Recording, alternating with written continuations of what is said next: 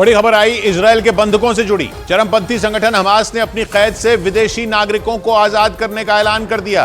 Hamas के प्रवक्ता के मुताबिक उसकी कैद से गैर इजरायली नागरिकों को अगले कुछ दिनों में छोड़ दिया जाएगा।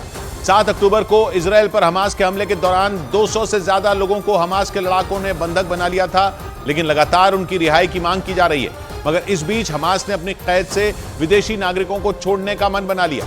यानी कई देशों के दबाव बनाने के बाद हमास ने विदेशी नागरिकों को छोड़ने की तैयारी तेज कर दी, क्योंकि उसे यह बात अच्छे तरीके से पता है कि अगर उसने गैर इजरायली लोगों को नहीं छोड़ा तो उनका देश भी हमास को निशाने पर ले सकता है। और इसीलिए हमास ने अपनी कैद में मौजूद विदेशी नागरिकों को रिहा करने का फैसला ले लिया।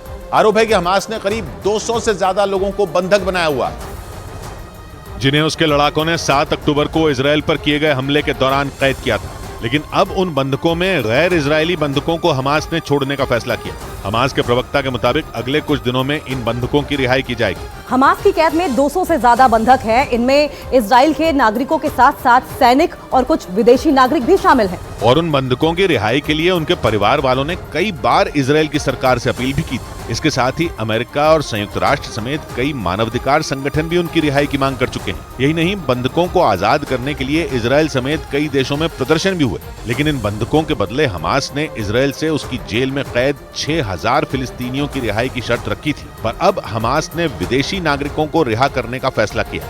हालांकि हमास के कब्जे में मौजूद बंधकों में आधे से ज्यादा विदेशी नागरिक हैं। और यह आंकड़ा इजरायल की सरकार के हवाले से न्यूज एजेंसी रॉयटर्स की एक रिपोर्ट में सामने आया, जिसके मुताबिक 200 से ज्यादा बंधकों में बड़ी संख्या गैर इजरायली लोगों की है, जिन्हें छुड़ाने की कोशिशें जारी हैं। रॉयटर्स की रिपोर्ट के मुताबिक इजरायल ने दावा किया कि हमास के बंधक बनाए गए 200 से ज्यादा लोगों में आधे से ज्यादा लोग 25 अलग अलग देशों के।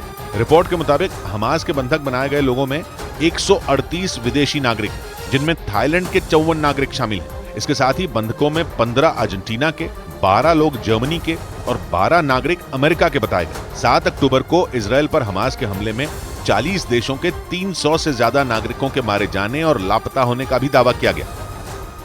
और दावा किया गया कि विदेशी बंधकों की रिहाई का फैसला चरमपंथी संगठन हमास ने पश्चिम एशिया के देश कतर की मध्यस्थता के बाद लिया। कुछ रोज पहले भी हमास के लड़ाकों ने 2 अमेरिकी नागरिकों समेत इजरायल की 2 महिलाओं को रिहा किया था।